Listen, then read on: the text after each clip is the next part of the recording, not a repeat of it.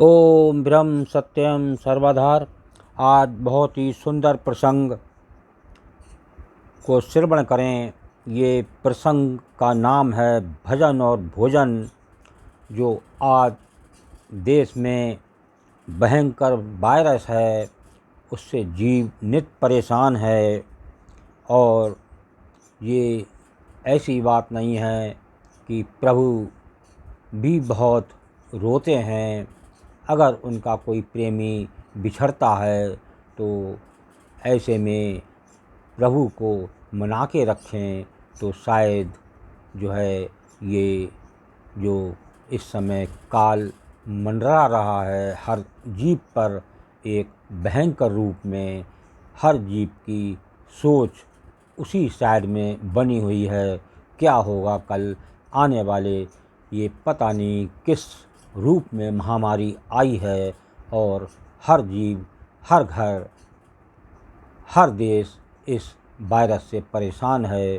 तो आज इस प्रसंग के माध्यम से समझें और अपने मन को मजबूत बनाएं।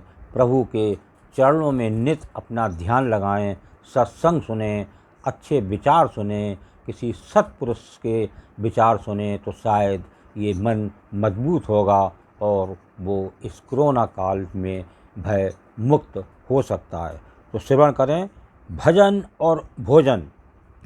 ये भजन और भोजन दोनों ही शरीर के लिए, बिना इनके अगर भोजन नहीं करेंगे तो शरीर नहीं चलेगा, और भजन नहीं करेंगे तो प्रभु जो अंदर साक्षात विराजमान हैं वो खुश नहीं होंगे। और वो पता नहीं कब और इस जीव को परेशानी आ जाए और वो जल्दी इस संसार से विदा हो जाए। क्योंकि एक जो आत्म तत्व है, मन है, उसका भोजन है भजन। तो आज भजन की ज़रूरत है, बिना भजन के कुछ नहीं। और इस शरीर को चलाने के लिए भोजन की ज़रूरत है। तो आज इस प्रसंग के माध्यम से श्रवण करें।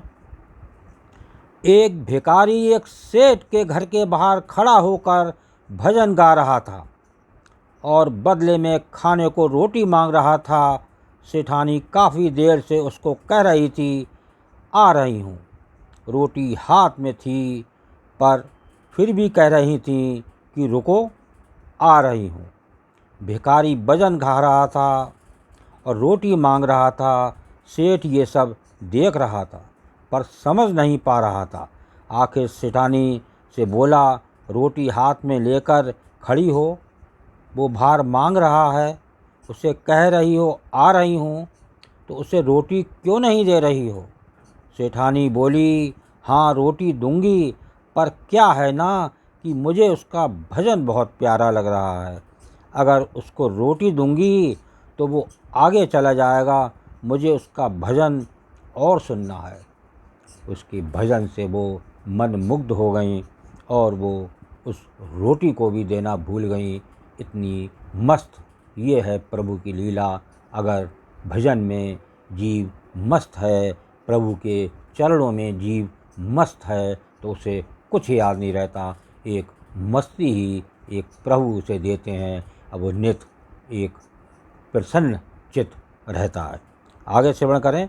यदि प्रार्थना के बाद भी भगवान आपकी नहीं सुन रहा है तो समझना कि उस सेठानी की तरह प्रभु को आपकी प्रार्थना प्यारी लग रही है। इसलिए इंतज़ार करो और प्रार्थना करते रहो। जीवन में कैसा भी दुख और कष्ट आए पर भक्ति मत छोड़िए। क्या कष्ट आता है तो आप भोजन करना छोड़ देते हैं? क्या बीमारी आती है तो आप सांस लेना छोड़ देते हैं? नहीं ना। फिर जरा सी तकलीफ़ आने पर आप भक्ति करना क्यों छोड़ देते हो? कभी भी दो चीज़ मत छोड़िए, भजन और भोजन। भोजन छोड़ दोगे तो जिंदा नहीं रहोगे, भजन छोड़ दोगे तो कहीं के नहीं रहोगे। सही मायने में भजन ही भोजन है। तो आज शरीर को भजन और भोजन दोनों ही अनिवार्य हैं, और आज जीव भोग विलास में तरह तरह के भोजन में लगा हुआ है, और जो मन और जो आत्म तत्व है उसको चाहिए भजन, वो है उसका भोजन।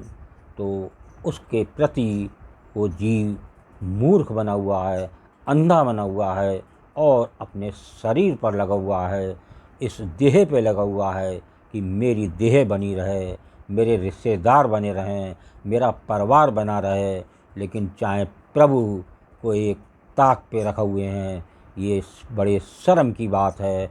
आज देश इतना परेशान है, सरकार परेशान है, कोर्ट परेशान है, हर तरह तरह के जो सेवाधार हैं वो सेवा में लगे हुए हैं। तो आज जीव इतना तो कर सकता है कि कितनी भी मुसीबत आए तो उस मुसीबत में कम से कम प्रभु को ना भूले।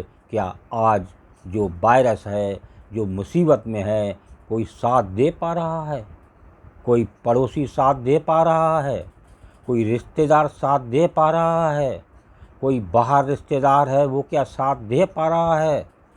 कभी फ़ोन से कुछ सांत्वना मिल गई तो मिल गई, उसके बाद वो उसे पता चलेगा कि कोरोना वायरस है तो शायद वो उस घर की तरफ मुड़ के भी ना देखे। लेकिन प्रभु तो आपके अंदर साक्षात विराजमान हैं। तो आज उस प्रभु को याद करने की ज़रूरत है। आज हम उस प्रभु को भूले हुए हैं जो कि साक्षात अंदर विराजमान है। तो हम नित्य प्रति इस प्रभु को याद करते रहें, और जो भी ऐसी सेवा भोजन की हो तो वो ज़रूर करें। एक भूखे को अगर आप खाना खिला दें, इससे बड़ी सेवा नहीं है। उसका पेट भर जाए तो बड़ा अंदर से मन प्रसन्न होता है एक दूसरे को खिलाने में। ऐसे ही प्रभु की जो प्रभु भी बहुत खुश होते हैं सेवा से। सेवा से कहते हैं, सेवा से मेवा मिलती है तो वो मिलता है प्रभु का नाम, प्रभु का आनंद, प्रभु का सुख, प्रभु की शांति। जो आज जीव बहुत दूर है इनसे, उसका कारण है कि प्रभु की याद से वो दूर है। एक संसार में भोग विलास, भोजन और वाद विवाद में वो मस्त है, टीवी में मस्त है, मोबाइल में मस्त है, और जो साक्षात प्रभु है वो बैठे रहते हैं, उनको वो बिल्कुल भूला हुआ है।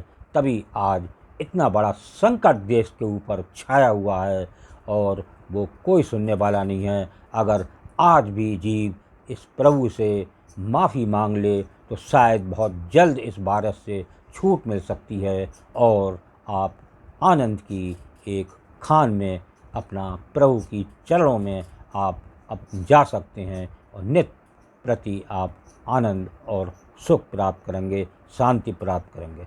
ओम ब्रह्म सत्यम सर्वधार दास का अगर ये चैनल अच्छा लगा हो तो इसे सब्सक्राइब करें, बेल प्रेस करें, लाइक करें, शेयर करें, ताकि आगे आने वाला वीडियो सर्वप्रथम यूट्यूब में मिले। ब्रह्म सत्यम सर्वधार।